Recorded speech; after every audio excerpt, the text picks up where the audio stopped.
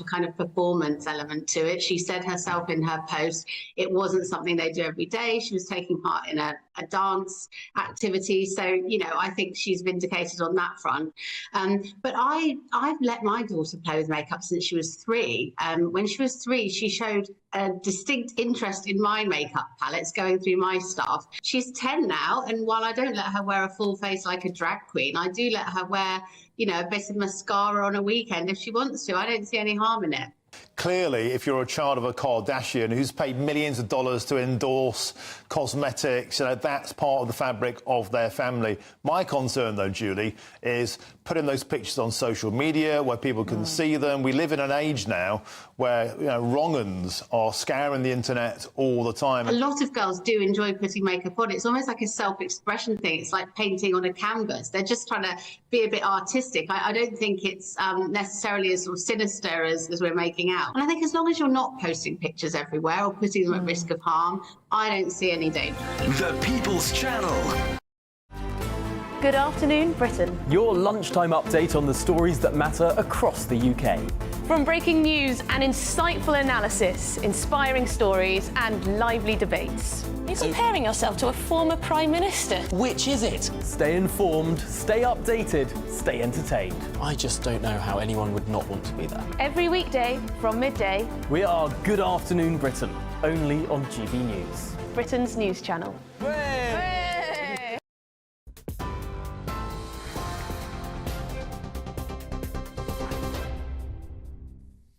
Very good evening to you. You're watching and listening to GB News. I'm Sam Francis. A look at the headlines at 11 o'clock. Police investigating the discovery of human remains found in Bristol have now made an arrest. A 36-year-old man's been detained in Greenwich in southeast London, although he's not the same person officers say they've been looking for. The search continues for the main suspect, who's believed to have travelled from the capital to Bristol on Wednesday with 2 suitcases containing body parts. The human remains, thought to belong to 2 adult men, were dumped at the city's Clifton Suspension Bridge.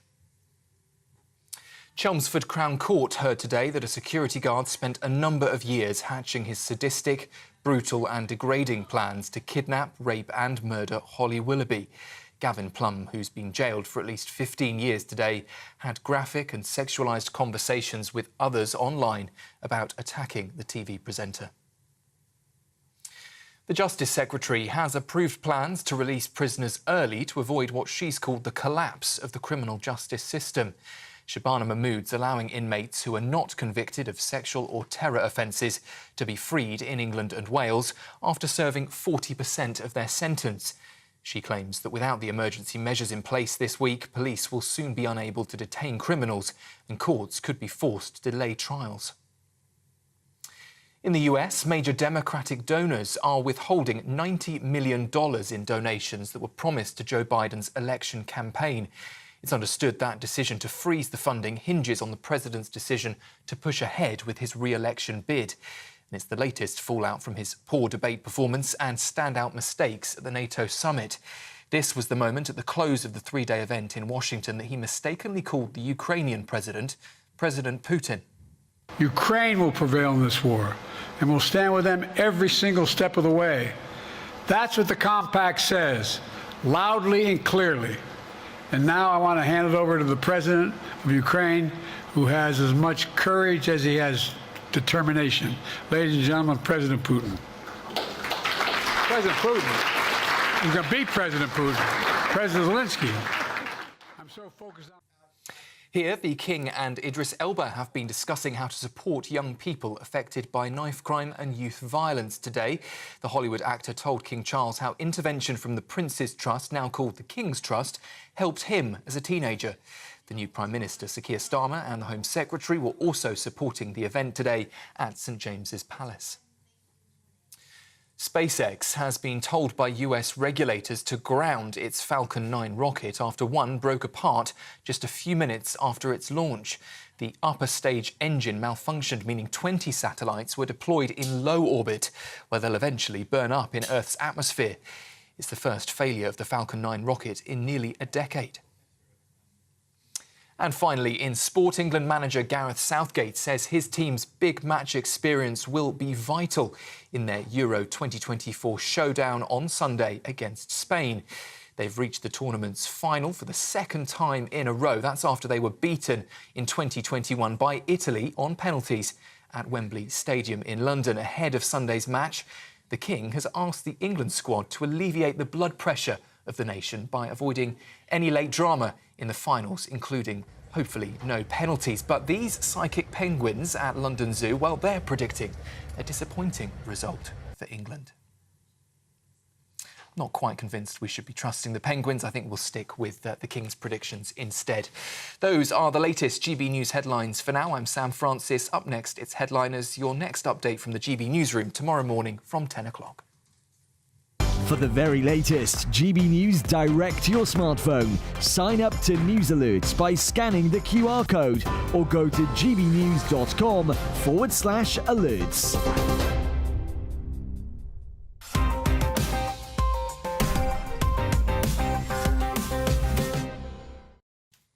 Thank you, Sam. And hello and welcome to Headliners. I'm Leo Carson. Tonight I'm joined by the best of the best. It's Cressida Wetton and Nick Dixon. So we're thinking about writing a funny intro for that, and Cressida thought, how about... Help me. We wrote it together.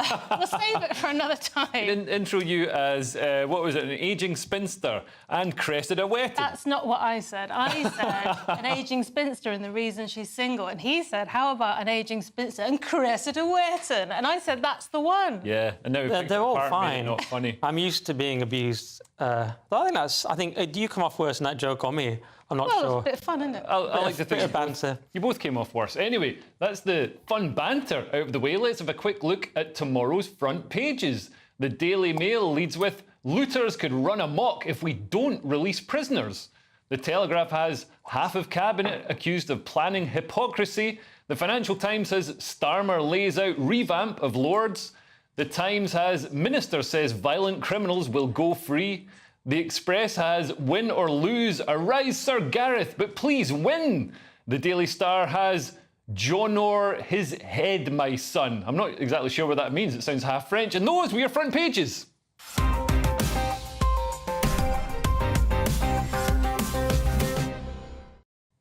And let's have a closer look at those front pages, starting with the Daily Mail. Cressida, what have they got? They've got looters could run amok if we don't release prisoners. If we don't release prisoners, surely if we do release prisoners, what? That doesn't make sense. Urgent action needs to be taken. So we all know the prisons are full, and so there's a sort of special deal on prison sentences now. You can do as much crime as you like, and you get 60% off or something mad like that. It's a better rate than income tax. It's really now's the time to get into crime.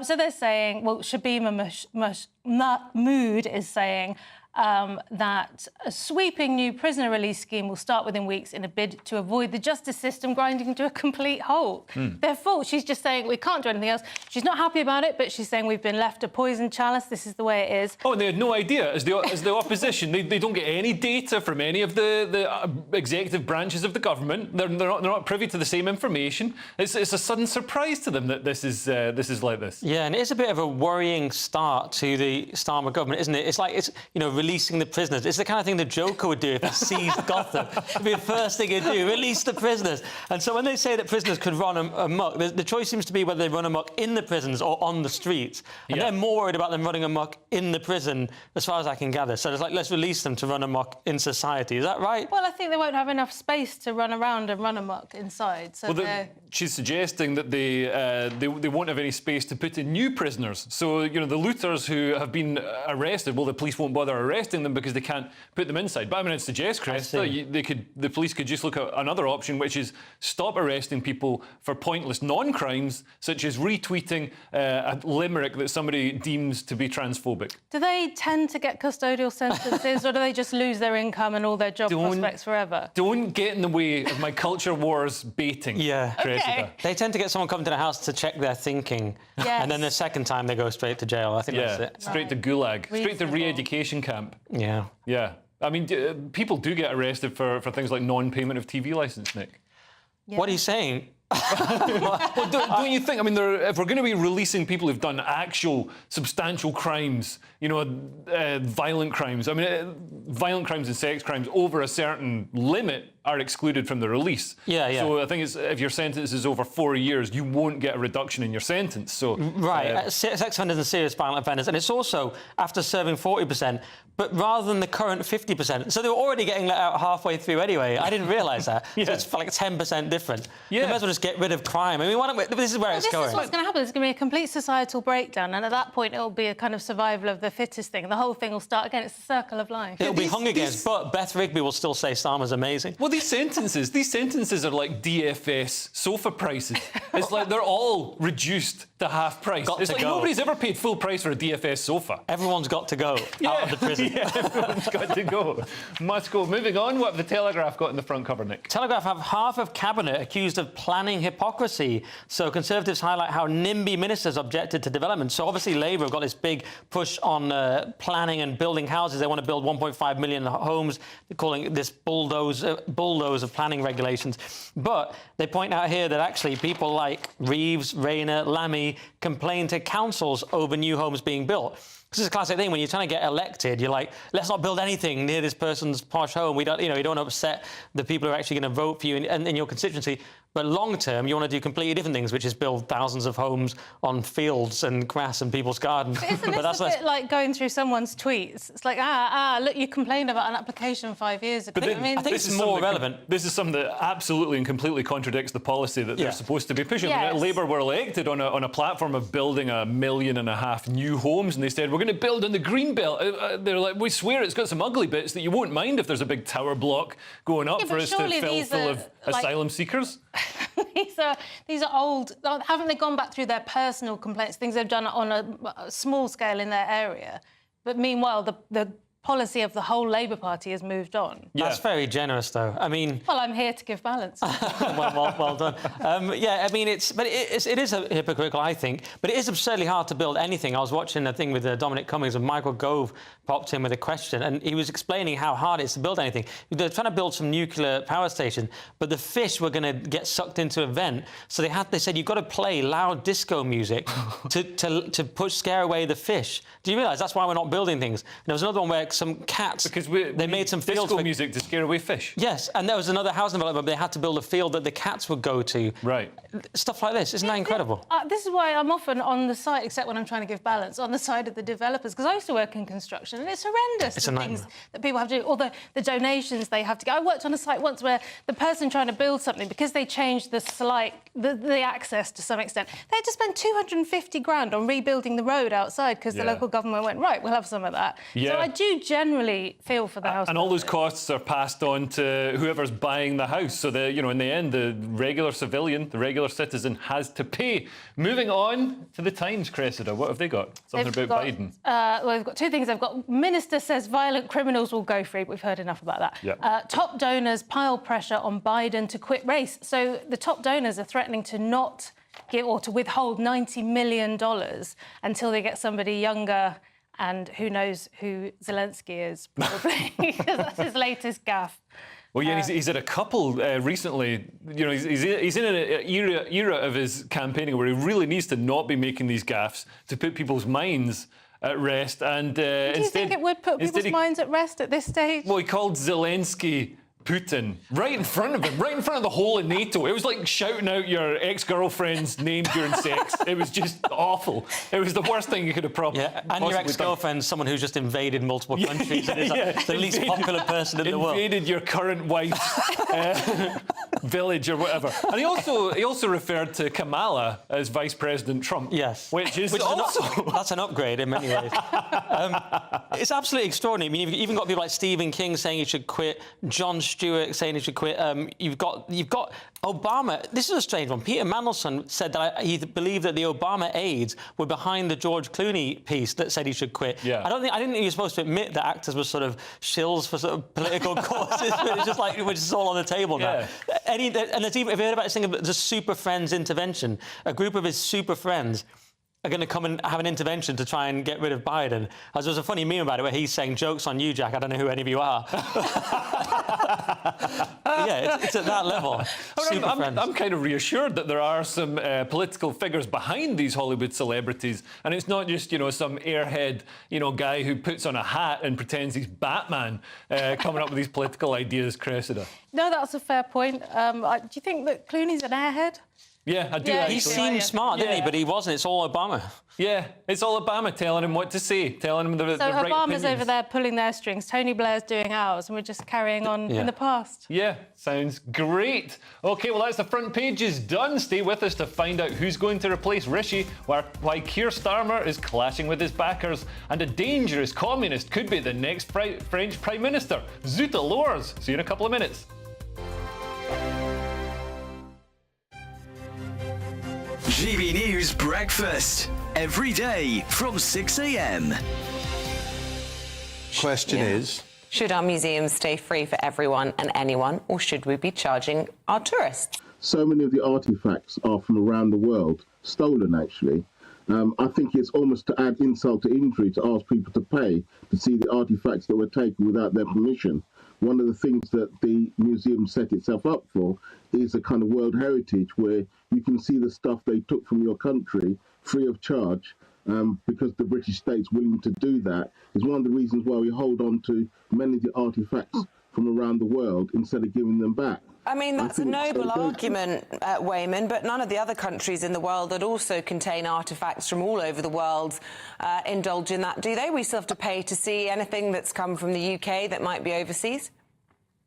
No, but the absolute truth is that we've stolen a lot more over many more years than anybody else, because we're a very, we had a very, very big empire, and during that time, taking things from other countries without their permission. And I think our wonderful country, the United Kingdom, is the cradle of modern civilization, not of the ancient world, but of the modern world. You know, for centuries, we've contributed things to the world, which has spread out around the world, and the influence that we've put upon countries around the globe has been massively significant. I think it's a privilege for people to be able to come to this country and track the history of our country through our museums. I can't understand why they've ever been free. The upkeep of museums runs into hundreds of millions of pounds a year. Somebody's got to maintain them and keep them good. Somebody's got to go around the world and collect the artifacts which are in our museums. And I've always have the adage in life, if something is free, it's probably not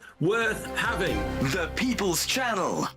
Weekdays on GB News. Wake up to breakfast every day from 6 a.m. Followed by Britain's newsroom at 9:30. At noon, it's Good Afternoon Britain. Followed by Martin Daubney from 3 p.m. Only on GB News. The People's Channel. Britain's news channel.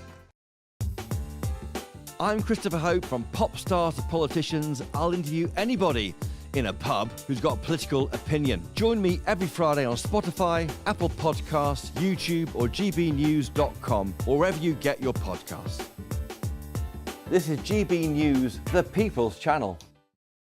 In the GB newsroom, we bring you the news as it happens. With our team of dedicated journalists across the UK, GB News brings you accurate reporting of the day's topical agenda.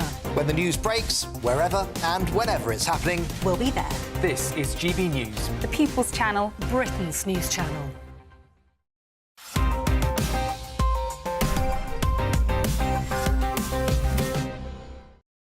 Welcome back to Headliners. I'm Leo Carson. I'm still here with Cressida Wetton and Nick Dixon, kicking off this section with the Times and who's going to replace Rishi as Conservative leader. To be honest, a spoon with a face painted on it would probably do a better job, Cressida. James Cleverly leads race to replace Rishi Sunak, poll suggests. I was surprised. Are you surprised at that? I didn't think James Cleverly was I'm somewhat surprised, but I also don't totally believe it. But anyway. OK, well, fair enough. It's a YouGov survey.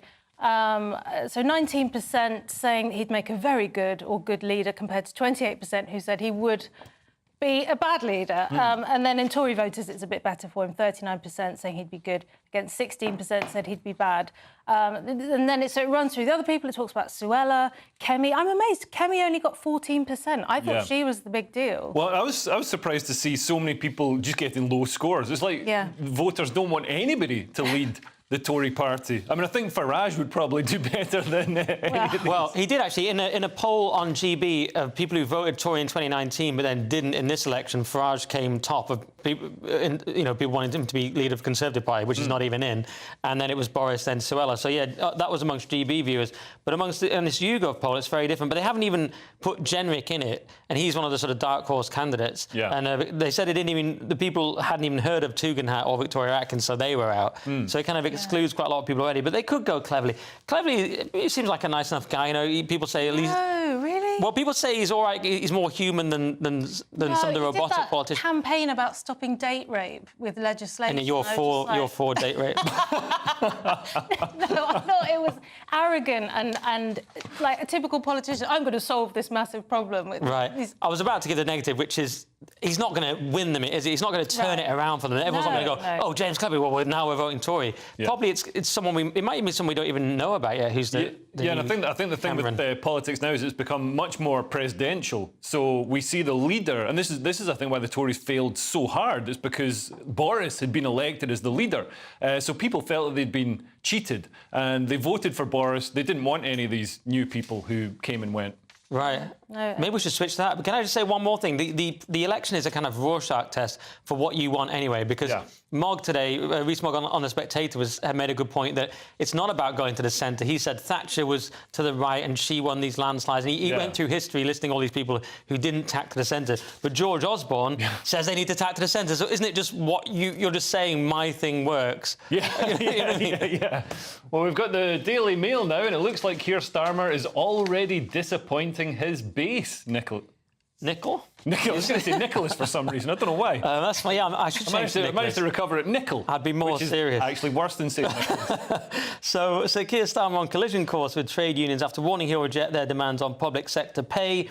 It's the old Labour problem, isn't it? You've got the unions there causing you trouble. It's the ancient Labour problem. And they've seen the doctors get what they want, but they've gone, why can't we have our free money? I mean, that's what the left's all about, isn't it? And the doctors thing was, resolved so suspiciously easily. Yeah. Almost as if sort of they're all ideologically aligned anyway. But also, I think doctors know that they can't really go on strike that much. You know, if we have hundreds of people dying, and people are going to be like, oh, you know what? Maybe the NHS isn't that great. Whereas teachers have proven during lockdown they're not really necessary. Yeah. We could probably train a monkey to babysit our kids during the day when we're at work. Wow. Well, I do feel sorry for them, but I don't think money's the answer. I think make the conditions less horrific. That would be where I'd start. Well, they're talking about going down to a 4-day week in much of the public sector, which to me suggests that why don't they just work harder? Why don't they just get rid of half of them and they can work a proper 5-day week and get all the work done? Hard to argue with that, isn't it? Yeah. Yeah, it is hard to argue with that. Anyway, we've got The Guardian now, and it sounds like British people don't want to vote for anyone, Cressida. Lowest turnout in UK general elections since universal suffrage report shows. So only 52% of people voted, apparently. Nobody's into it. This is the Institute for Public Policy Research. It says if non-voting was a party, it would have the largest share of support by far. So people aren't voting. Labour's planning an elections bill next week, so they want to have 16-year-olds voting. Of course they do. It looks like they're going to do that. And they also want to make it easier for people to vote. So we had you can't turn up with your face on a magazine, you have to have your ID, and the election just gone. They want to get rid of that. They're trying to make it all much more automatic. What do you mean your face on a magazine? There was a politician who, I think it might have been Boris. Tried to use a copy of Vogue as ID? Yes, well, something like that. It was a magazine that had their address on it. Anyway, the point is you need proper ID. And then, of course, it's The Guardian, so it does say that rich, white and old people who own property vote more. Well, that's not that surprising, is it? If you own a property, you're more likely to vote. Yeah, turnout was 13% higher in constituencies with the highest proportion of homeowners. Why don't we just go back to the old ways? Men over 30 who own property were the only people who could vote. I mean... You've only said that since you turned 30 and bought a flat. Hey, you and me, Leo, would be voting, and virtually no one else. I'm renting. Are you? Oh, right, not you then. You're out. This would work. What a great system. But it actually would. It would make the houses cheaper in the long run if fewer people... Anyway. It was a better society. Well I mean, absolutely. There'd be fewer crazy ideologues and ideas out there. And don't you think this sort of hints at the flaw in democracy, that no matter who you vote for, you get the government? Yeah, it's a kind of illusion of democracy. Why don't we just go back to absolute monarchy? You know, some people have said we just need a CEO ruling the country. Why not just do that? Because you have to have a fake media generating consent. The whole thing doesn't work. As Corbyn said as well, I can't believe I'm quoting Jeremy Corbyn now favourably, but he said it's a loveless landslide. There's that phrase going around. It kind of is, isn't it, with such a low turnout? And also, it wasn't a complete landslide. If you look at the actual voting turnout in a lot of the seats, independent pro-Gaza candidates almost unseated people, even Wes Streeting. Wes Streeting only won by, I think, 528 votes. Yeah. Jess Phillips as well, almost unseated by a pro-Gaza candidate. So they were almost, getting close to a tipping point that would have been a huge embarrassment for the Labour Party. Yeah, let's just go back to a Christian theocracy, get rid of all voting. I agree. There might be other options. Moving on, we've got The Guardian now with some insight into Keir Starmer's family life, Nick. Yeah, so she wants to get on with her life. Victoria Starmer intends to do things differently, and it's all about her trying to stay private, so I feel a bit weird that we're now going to talk about her on national TV. But it's all about how she's sort of doing things differently. She went to a racetrack, and some people say that might not be a good look for you, but that she doesn't care. She's not getting spin doctors involved. She's just doing what she wants. And although it says, she's never introduced her husband at a party conference, you think, you could introduce him a couple of times, do some work. But yeah, I understand it. I mean, Starmer said he goes home at 6 on a Friday and wants to keep that. No, he's pushed back on that now. He said it was an ambition. That's not what's been happening. Oh, I see. I missed that one. OK. And, of course, like any lefty, she went to a smart private girls' school near Hampstead Heath. So let's just get that in there.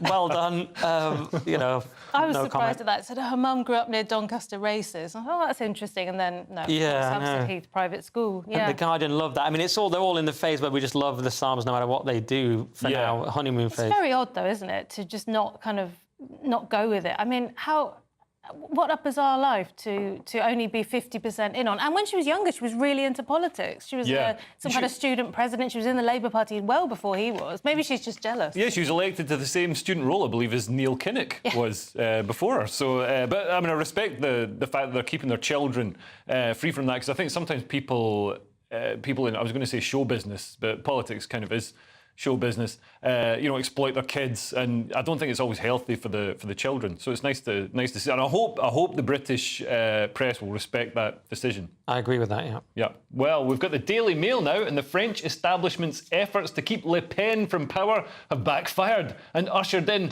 a radical communist to the top of the table, Cressida. The most dangerous clown in France. And as we know, there are a lot of dangerous clowns in France. That's where they train.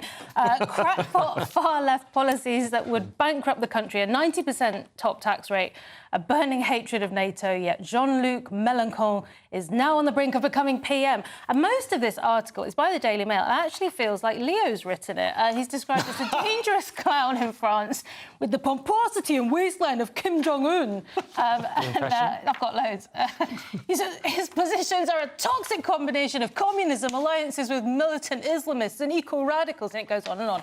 So, he's pro-Palestine, he wants open borders, he doesn't like police, and he's doing really well off the back of it just at the moment. Well, is he doing well? Because he didn't actually get that much of the vote. The NFP, his far-left bloc, got, 26% of the vote, whereas Marine Le Pen, her bloc, got 37% of the vote, which is obviously vastly more, but they got fewer seats because of this sort of gerrymandering, election rigging, where people, So the centrist people resigned. The centrist and the far left parties took candidates out. So 200 people. Yeah. All of the vote went to one or the other in a 3-horse race.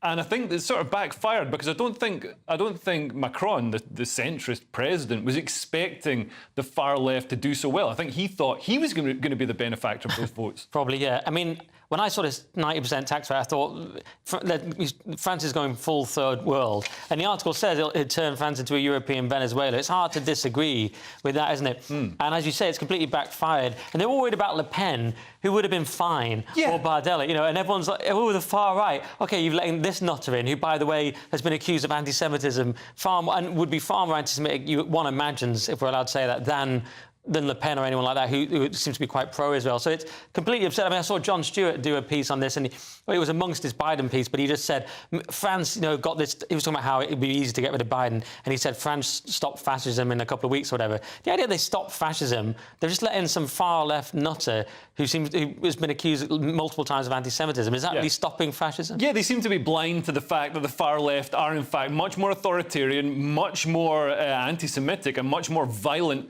and nasty than anybody on the supposed far right. I mean, Giorgia Meloni in Italy has shown she was decried as a fascist, this far right bigot, and she's been an incredibly sensible leader, a bit too sensible if you ask me. And Le Pen, do you think Le Pen is now going to be taken out? They're investigating her for some sort of campaign financing shenanigans. Do you think they're trying to trump her out of existence? Because, I mean, she's sitting prime to have a run at the presidency in 2027. Yeah, I missed that, but that is the kind of... But my prejudices immediately suggest, yes, definitely. That is what they must be doing. Your prejudices have never been wrong. Exactly. 100% success rate. There's a lot of overlap in your prejudices, I think. I dare you. Bit of fun. Marine Le Pen got a higher percentage of the vote in France than Keir Starmer, now exiled to opposition. Yeah. Madness. Well done for making it halfway. In a moment, we've got Labour's puberty blocker ban. Eton opens its doors to state pupils, and there are calls for Suella to be kicked out of the Conservative Party for being a Conservative. See you in a couple of minutes. Good evening. Here's your latest GB News weather forecast coming to you from the Met Office. Looking ahead to the weekend, and Sunday looks largely dry for many places, but through Saturday there will be some showers and some more persistent rain affecting eastern parts due to a weather system that's pushing its way in from the North Sea. So overnight, many eastern parts of England are going to turn largely cloudy, and there'll be some persistent rain for some of us. Further west, a greater chance of staying dry, but even here, some outbreaks of rain at times and quite a bit of cloud for many of us, though there will be some breaks in a few places over central western Scotland perhaps. Here temperatures could just about dip into high single figures, but elsewhere it's going to be a relatively mild start to the day tomorrow. It is also going to be a damp start for some eastern parts. Starting off looking in the south though, across central southern parts, some brightness first thing, 1 or 2 showers perhaps. A cloudier story as we head further north, particularly towards the east in those North Sea coastal parts. It is going to be quite a grey, damp day through much of the day. Some brightness perhaps for Northern Ireland, and the best of the sunshine across Scotland will also be towards western areas further east. We will see some thickening cloud and some outbreaks of rain pushing their way in. All that rain then towards eastern parts will make its way a little bit further westwards as we go through the day, so more places seeing some rain for a time, but it will be breaking up a little bit as we go through the day as well. Further west, yes, a better chance of seeing some brighter breaks in the cloud and also a few showers, so these not as heavy as those that we've seen today. Temperatures still a little bit on the low side for the time of year, just about scraping into the low 20s. Much of the rain will clear away as we go into Sunday, though clinging on to some rain in the far east of England first thing. Otherwise, some bright sunny spells, again some showers likely to develop, but these won't be quite as widespread as those that we've seen through today and we'll see through tomorrow. So a drier day for many before the rain is likely to return early next week. Bye-bye. Good afternoon, Britain. Your lunchtime update on the stories that matter across the UK.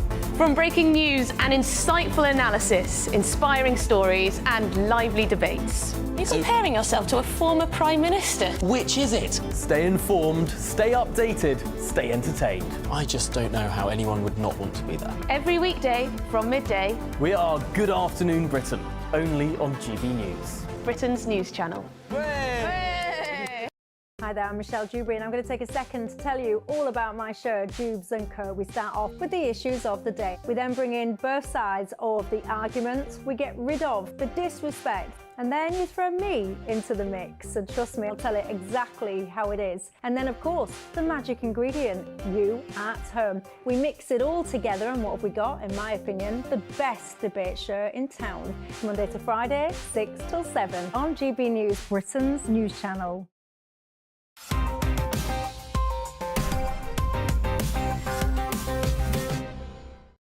Welcome back to Headliners, kicking off this section with The Telegraph, and it looks like Labour could ban puberty blockers. How are we supposed to screw up our kids now? This is literal trans genocide, Nick. Good point. And normally we like balance, but I agree with everything you said. Yeah, Labour moves to ban puberty blockers permanently. So Wes Streeting to agree with Tory ruling on powerful drugs for under 18s as party toughens stance on trans issues. So this is quite interesting, as Streeting has been pretty awful on this issue. He's done a U-turn, really, hasn't he? Seemed to be kind of like... He transitioned. Good point. He was sort of mockingly pro all the trans stuff before. He was like laughing at anti-trans people, I seem to recall. Please don't sue me if that's wrong, but I remember him sort of ridiculing it in the Commons and stuff. Now he's got on board with the Blair agenda to put woke away, which is where Labour's going. But it's kind of weird because Annalise Dodds is so woke on this stuff, and she wants it to be easier to transition. And she, when asked what a woman was, she said it depends on the context, which it totes doesn't. So Labour needs to sort it out. It seems to me like Blair is saying put away the sillier aspects of woke, although DEI, diversity stuff, is still due to Labour changes made on the Blair, I think. And if you go on the Blair Institute website, they still say things like diversity is strength and all that kind of thing. But I think what Blair wants to do, and he said this in his Times article, is sort of not be vulnerable on the kind of sillier aspects of the excessive aspects of wokeness, like the trans stuff. So I think that's what's happening here. They're rolling back. They're toning it down, no pun intended, because of Blair and Well, and Starmer. the thing is, when people start shifting, you've sort of got to let them, haven't you? You can't be all like, you said this a year ago, because we want people to come back change their minds, And you don't want the David Tennant types saying, well, I've done it to my own, or I've allowed it to happen in my own family, and therefore I've said it publicly, I can't ever go back on it. Yeah. Unfortunately, we've got to... Well, not unfortunately. I think we should be gracious about it. I mean, this is a ban on, I think, private doctors and NHS doctors dishing out puberty blockers to children, which, you know, it sounds like it's just basic common sense to not unnecessarily medicalise children with medicines that can give them, you know, serious, severe long-term effects. Particularly, you know, some of the people who've been medicated with this stuff weren't informed. They were told, oh, it's reversible. Then it turns out actually it gives you osteoporosis. There's a higher increase of cancers. There's various other things. It sterilises you. You can never have children. It's horrific. It's, you know, it's in some ways it's the sort of thalidomide of our generation. But there's still concern that these drugs can be dished out by activists online. Yeah. So Helen Joyce, who's the director of advocacy for Sex Matters, who's written about this a lot, she's saying that Wes Streeting needs to go further and rein in the private sale, as you just said. Apparently there's a company in Singapore that can send you this stuff. So it's not even the dark web, it's a company in Singapore. You can buy these drugs online. Yeah. Man, yeah. I buy all my medical products from online activists. Yeah. I just pose. I want to get some steroids to work out in the gym. So I'm just going to pose as an 8-year-old girl who identifies as a boy, and hopefully, you know, some blue-haired freak from Stonewall is going to send me some testosterone. The only flaw is that you've just announced it on national TV, but otherwise that would have definitely worked. We've got the Daily Mail now, and there are calls for Suella Braverman to be expelled from the Conservative Party for being slightly conservative, Cressida. Suella Braverman claims her attempts to lower legal migration under Rishi Sunak were blocked as former PM faces calls to expel ex-Home Secretary from the Tories following LGBTQ+ flag remarks. So it's every story about Suella now starts with her saying everything the Tories did wrong. So we go through all that. She's unhappy about immigration. She was trying to sort it out. She says she was blocked. Nobody agreed with her. And these calls to go have come because she said the progress flag says to me one monstrous thing, that I was a member of a government that presided over the mutilation of children in our hospitals. And the calls for expulsion, I mean, one example is it's Casey Byrne, who's a former Conservative candidate, who's also an LGBTQ+ campaigner. So it's not really surprising that they're trying to expel, but it is surprising that they're a Conservative. Is he or she ever? Have you seen a picture of Casey Byrne? It's like you asked a computer to draw you an LGBTQ+ campaigner who's going to get annoyed about Suella Braverman. I'm just surprised. Obviously, it's great that the Tory party is an inclusive party, but I'm surprised he chose the Tory party instead of the Green Party. Or she, or whatever. I don't understand the point of Tory wets in general, but everyone's going mad about Suella. She's spoken at NatCon in Washington, and Ian Dale was saying how terrible her comments were about the progress pride flag. And Alistair Campbell described her as extreme. Is she really extreme? I just don't believe that she's extreme, but she's alienated the Tory wet, so maybe there's nowhere for her to go except reform. Though these comments are not actually new, really, are they? She's said before that Sunak blocked her on immigration, virtually the exact same words. Well, and she says the cabinet blocked her as well, which suggests that the woke blob that was stopping Rishi's policy from being enacted was in fact Rishi and his cabinet himself. Yeah, you do wonder what the point of the woke incompetent... Because Starmer's thing is, I'm going to be competent, but they're a little bit woke, whereas the Tories were woke and incompetent, and they're meant to be the Conservative Party. It's like, what's the idea there, guys? I think the idea is to get everybody to vote reform in 2029. Moving on, we've got the Telegraph now, and Keir Starmer won't be banning mobile phones for kids. Could he at least ban them from playing music on the bus, Nick? That would be a start, wouldn't it? Starmer rejects calls to ban mobile phones for under 16s. I mean, it's pretty much exactly what it says on the tin. He's done a typically Starmer sort of, well, our children have mobile phones and I'm not in favour of simply banning them. And he says, the classic Starmer response, I think there's a serious question as to what the content is and the control of the content, and that is something where I think we need to look again. Vagueness with hints of authoritarianism and censorship. Kind of what Labour do, isn't it? We might censor content, but we're not taking phones away from kids. That's what he's saying, basically. Yeah. I mean, do you think phones should be banned for kids? I mean, a lot of these fads... Come on. I mean, the idea that they might need them for safety. I mean, OK, get the burner phones. Isn't that what Eton are doing now, giving kids a burner phone? So it's a phone that you can't play Candy Crush on and you can't watch videos... You can deal drugs with it, but you can't Google So you can holidays. deal drugs, but you can't Google how to transition. Exactly. Yeah, do that. Which is what you need, because a lot of these things are social contagions that take off via social media. Speaking of Labour and phones, have you heard that Tony Blair doesn't even have a mobile? Really? Yeah, apparently he's like just so offline. He's like the big guy. He's like so pro technology and like AI and everything. Oh, Tony, do you have a phone? Oh no, he just lives in a cave. Where's he going to put his digital ID card? It's like, I know he'll be the only one that doesn't have it. You'll all have it. So is it like the start of Rambo 3 when he's just living in the middle of the jungle, like as a Buddhist, and then they just come and get him when he's needed. Like Keir Starmer says, we need your advice around wokeism, and goes and gets him. He's like Gene Hackman in Enemy of the State, living in a steel cage that nothing can enter. I mean, that's what I heard anyway. Sorry, Tony, if it's wrong, but that's what I heard. I can't remember where I heard it now, but one of these podcasts. He won't know. He can't watch, can he? Yeah, he'll never see it. He'll never see it. Hasn't heard of it.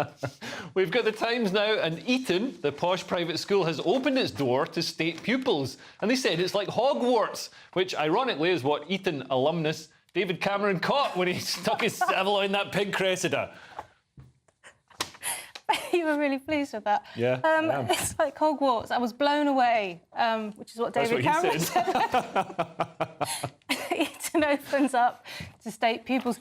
What's this all about? So normally you pay 50 grand a year to go to Eton, but in some deprived areas, Dudley, Oldham and Middlesbrough, or parts of those areas, 60 teenagers are going to attend a summer school at Eton, or they've attended a summer school at Eton. And this is with a view to creating state sixth forms but by Eton. So it's like the brand. It's like the Ivy, but it's not the London one. It's the one in... Rubbish schools by Eton. Well, I mean, the thing... OK, so these kids have gone on the summer school, and what they're learning is they're learning about confidence and polish that comes from attending elite schools. So it's like a kind of cultural exchange. It's sort of half nice, but it's also... ripe for ridicule, because they're saying to these kids, you're going to go to Eton. Now, whatever you do, don't feel inferior. They're actually saying that to these kids on the way in. Yeah. So what do you make of that? So they're putting the idea of inferiority in their heads. But also, I mean, the idea that they're teaching these kids confidence, because half of the reason for sending your kids to private school is to give them that confidence. They're told they're better than everybody else. The other half is for the people they meet. Yeah. Not only that, they're told they're going to lead the country and they should sort of get ready now. Because I knew someone who went to the same school as Kate Middleton. That was very much the vibe. Yeah, that was not the vibe at my school. Same. Like, at my school, the dinner lady was also the careers advisor. Right.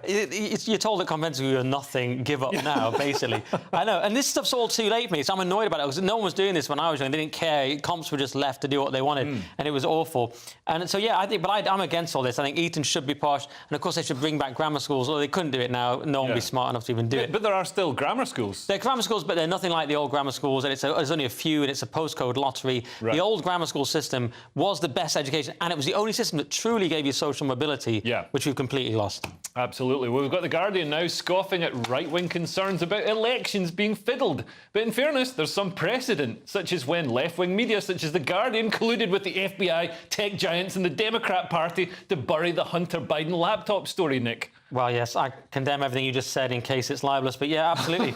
Right-wing claim of 0% chance of fair US election previews effort to undo 2024 results. So it's this Heritage Foundation has this thing, the Oversight Project, and they're basically saying, we want to make sure this election isn't rigged.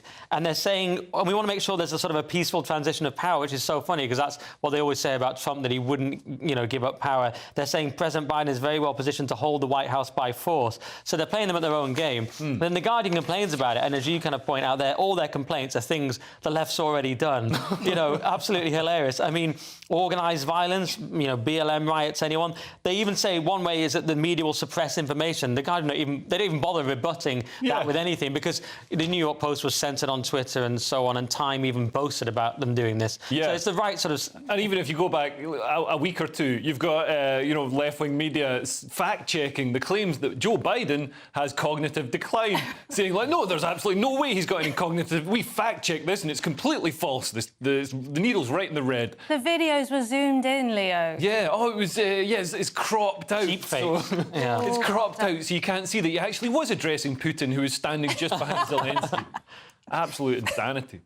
Well, it's just the final section to go, and we've got King Charles acting like a rapper, the end of English football hooliganism, and we've got a special message from the prison officer who was filmed having sex with an inmate. You wouldn't want to miss that. See you in a minute. GB News Breakfast, every day from 6 a.m. No, it wasn't just us who celebrated the big football match on Saturday. Prince William was in the crowd in Dusseldorf and couldn't help but show his relief when England scored. And over the weekend, it was also announced that the Prince of Wales is set to star in a new two-part documentary on ITV covering his mission to try and eradicate homelessness. Well, let's talk about this and much, much more with Angela Levin, royal biographer, who joins us in the studio. I'm glad to hear that this documentary's been made, Angela, because I worried that he made this big announcement about homelessness and I thought, goodness me, here is somebody who could maybe do something about this. And then it's all seemed to have gone quiet. He's been very busy with it, actually. He's gone all over the country to see different areas and how they have been, and to try and change people's attitude to homelessness, that they're people who need help and want to get back into a normal life. I think it was 2009, he slept out in the street to see for himself what it was like. And he also helped people who are selling the magazines, the big issue. So I think he was actually just covering the basic about what it was like for him and how he can now help other people. He and Catherine are putting £3 million straight away into that, and it's going to Where be... does that money come from? Their own foundation, Oh, yeah. Yeah, so they're not taking it from our tax or anybody else's. He wants to do this so badly because of his mother. She took them to see people who were homeless, and even if he can't do everyone, he can help people be kind and understanding. GB News, the People's Channel. Are the newspapers getting you down? My wife didn't divorce me that month. Struggling to separate the wheat from the chaff? I know that it's a bit of a circus at the best of times. Well, don't worry. Headliners has got you covered. We'll take the burden of reading the day's news, and if we get depressed, who cares? It's an occupational hazard, frankly. That's Headliners on GB News from 11 p.m. till midnight, and the following morning, 5 till 6 a.m. on GB News, the comedy channel. Nah, just kidding. Britain's news channel. I'm Michael Portillo. This is GB News, the People's Channel, Britain's news channel. If you want your news to be straight talking, this is a nightmare for the Conservatives again. Down to earth. It's not just Nottingham where this is happening, is it? And most importantly, honest. Hard-working, middle-class taxpayers, they'll get their book thrown at them. Then catch me, Martin Daubney, Monday to Friday, 3 till 6 p.m. on GB News, Britain's news channel.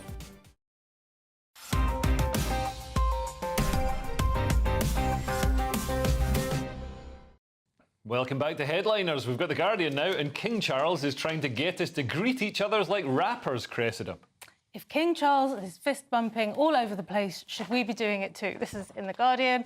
It says the gesture, fist bumping, has become racially complicated. Oh, God. Is this another thing that's getting called racist now, or cultural appropriation? Calm down. It's not racist. It's racially complicated. Oh, that's okay? just a fancy way. That's just racist but went to college. What actually happened was he went to a cricket match and a cricket guy put his fist out, which, to be honest, I think is the story. I mean, that is a bold move, isn't it? Well, you think somebody as posh as Charles might lower an orifice onto that fist. I mean, that's a dangerous move. He fist bumped him back, and this is now causing a discussion in The Guardian about what's appropriate and what isn't. It is a shocking thing to do to the king. In simpler times, that would get you hung in the public square, you know what I mean? Which Nick desperately wants to see happen. I'm just saying, society was better. If he had refused rather than doing it, it would have made the king look very stupid and old, and I would argue a bit like a king. No, it would have made the king look totally fine. Like the king just looks at your fist and goes, "What are you doing?" And he's old. That would have been the cooler thing to do. Just look at it with disdain. Yeah, drape a handkerchief over it. Yeah, but I don't mind either way. But I do like this sentence, as you say. The gesture's become racially complicated over the years, sending white progressives into flurries of awkwardness. What doesn't send white progressives into flurries of awkwardness? I mean, it's absolutely ridiculous. Yeah, I like fist bump though, because I've never understood handshaking, because then you're just rubbing the part, the part of your body that you make a sandwich with against the part of their body that they wipe their bum with. Right. I don't want to do that. Well, Those are the two things. Some people claim it's to do with like showing you've not got a weapon or something back in the day, but it bothers me. I'm like Trump in so many ways. He doesn't like the germs. Yeah. That's what I hate, is the germs of it. But I'm so torn, because I do like the traditionalism of it and the simplicity of it. Because if you think about it, now we're in this realm of fist bumps and hugs. We're in this nightmare. I think Michael McIntyre talked about this. We're in a sort of nightmare realm of ambiguity, aren't we? Oh yeah, you never know when you meet somebody what you're going to do, and then if they're French, they go in for a kiss. And then you're supposed to do another 7 kisses. Stop, we're English. Get away from me. Yeah, we don't touch. Yeah. Anyway. Some people think we're all autistic here. Yeah, we are a bit. We've got the Daily Star now, and NASA have managed to fit a London sewage works into a spacesuit, Nick. Oh, yeah, astronauts to drink own urine, which is better than someone else's, on spacewalks, thanks to a suit that turns pee to water. So if you remember the Waterworld movie with Kevin Costner, they turned pee to water. That's now a reality. Hopefully Dennis Hopper won't be there trying to kill everyone, but it's an old school reference. Anyway, astronauts will be able to drink their own urine during spacewalks, thanks to, I don't know if they'll be thanking anyone, groundbreaking suit that turns pee to water, which they're calling, they said before, you just had these maximum absorbency garments, which is effectively an adult nappy. I mean, it really is an adult nappy. But by the way, there's extracting water from faeces has yet to be totally solved, which is a relief to many astronauts, I imagine. Bear Grylls has done it. Put it in a sock and squeeze it into his mouth. This goes out at 5 a.m, Liam. We're eating breakfast. We've got The Guardian now talking about how the only thing that made football interesting, mass hooligan brawls, have now gone, Cressida. England fans have largely moved on from violence, but the needle remains. Once again, this is The Guardian, and they're very upset because they haven't completely got rid of all testosterone. There's still a tiny bit left. But things are better than they used to be. Apparently, there were 66 arrests during the World Cup. But in 2006, there were 810. So well done, everyone. You've calmed down a lot. So that's good, isn't it? Don't tell Putin, obviously, that we're not fighting anymore. Putin trains, the Russian state trains their football hooligans because they see it as a proxy war. Well, it is. Isn't that what men are doing? They're like going back to something that I don't need to understand. It's like Agincourt all over again. This is the closest Knights in the mud.